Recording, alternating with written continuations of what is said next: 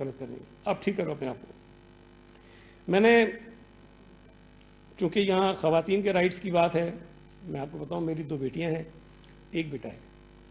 میں نے ان کو آزاد کہا کہ بھائی پڑھ لکھ لو، اس کے بعد جو کرنا ہے کرو.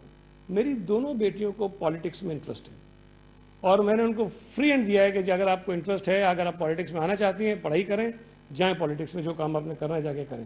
اور مجھے اس میں کوئی شرمندگی نہیں. حالانکہ میں نے بتایا کہ میرا جو فیملی بیک گراؤنڈ شاید ایسا نہیں ہے، شاید یہ اتنی زیادہ آزادی ہماری فیملی میں خواتین کو نہیں ہوتی تھی. لیکن میری جو بہنوں کی شادیاں ہوئیں، میں نے ماں کو ایک بات پہلے کہی، پہلے جا کے پوچھو میری بہن سے کہ وہ شادی کے لیے تیار ہے کہ نہیں ہے.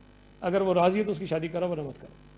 تو یہ ایک چیز، چھوٹی چھوٹی چیزیں ہوتی ہیں، لیکن میں سمجھتا ہوں کہ اس کا فرق پڑتا ہے. اگر ہمارے بچوں میں، اور میری بیٹیاں مجھ سے بہت ساری چیزوں پہ ڈسکس کرتی ہیں. مجھے خوشی ہوئی ایک مرتبہ ابھی جب میں عمرے پہ گیا رمضان میں، تو میں نے بتایا کہ ہم وہ جگاڑ کی، ہم گئے تو خود تھے، وہاں پرائم منسٹر صاحب بھی آئے ہوئے تھے، ہم نے جگاڑ کی، ہم ان کے اس میں گھس گئے اور خانہ کعبہ کے اندر چلے گئے. ایک موقع مل گیا کہ وہاں نمازیں پڑھ لی. میں واپس آیا، میری بیٹی نے مجھ سے پوچھا، تو میں نے کہا جی میں تو وہاں جا کے اجازت کر کے. تو انہوں نے کہا کہ کیا یہ سب کو اجازت ہے؟ میں نے کہا نہیں، سب کو تو نہیں ہے، ہم پرائم منسٹر کے ساتھ گئے تھے اس لیے میں موقع مل گیا. تو کہنے لگی یہ کیا طریقہ ہے کہ عام لوگ جو بیچارے وہاں جاتے ہیں حج کے لیے، عمرے کے لیے، وہ تو نہیں جا سکتے، اور آپ لوگ وزیر اعظم کے ساتھ چلے گئے تو آپ کو اندر جانے کی اجازت مل گئی. یہ کون سا طریقہ ہے؟ یہ تو غلط بات ہے، اس طرح نہیں ہونا چاہیے. تو مجھے خوشی ہوئی کہ کم از کم بچیوں میں یہ احساس ہے کہ جی کیا چیزیں غلط ہیں اور یہ کیا ٹھیک ہیں. کس طرح بھی اور بھی ڈسکشن کرتی رہتی ہیں مجھ سے.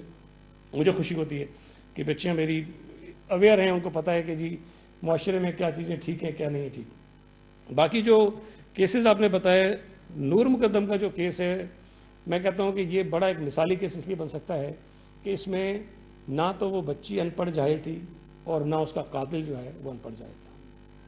تو اس سے یہ ثابت ہوا کہ اس قسم کی جو برائیاں ہیں اس کے لیے تعلیم کوئی معیار نہیں ہے. یہ حرکتیں کوئی بھی کر سکتا ہے، چاہے وہ کتنا ہی پڑھا لکھا ہو، اور کوئی بھی کر سکتا ہے چاہے وہ نہ پڑھا لکھا ہو، بالکل ان پڑھ ہو، جاہل ہو. تو یہ برائیاں جو ہمارے معاشرے میں ہیں، اس کا سبب شاید تعلیم نہیں ہے. اس کا سبب معاشرے میں جو ہم ارد گرد رہتے ہیں، اٹھتے بیٹھتے ہیں، جو کچھ ہم دیکھتے ہیں، جو کچھ ہم کر رہے ہوتے ہیں، اس کی وجہ سے چیزیں ہو جاتی ہیں. لیکن اگر میڈیا میں ذمہ داری کا احساس پیدا ہو جائے، اور جو رپورٹرز ہوتے ہیں، میں نے محسوس کیا ہے کہ ابھی تک بھی شاید بہت کم ایسے ہیں جن کو یہ اندازہ ہے کہ وہ کتنے افیکٹو ہیں. اگر وہ چیزوں کو ٹھیک کرنا چاہیں تو بہت ساری چیزیں ٹھیک. حضرت بات بتائیں گے کیوں اسے دیکھ کے مسکرا رہے ہیں؟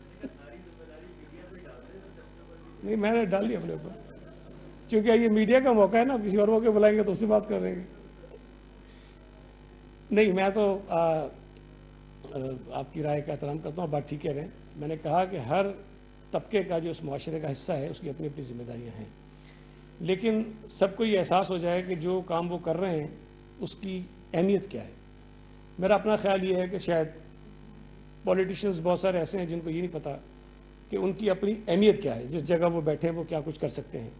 سملرلی ہماری جو جوڈیشری میں لوگ بیٹھے ہیں، انہیں یہ اندازہ نہیں ہے کہ وہ کیا کچھ کر سکتے ہیں، اور ان کے غلط فیصلوں کی وجہ سے، انجانے میں نہ یا جانے میں، غلط فیصلوں کی وجہ سے کیا کیا نقصانات ہو رہے ہیں.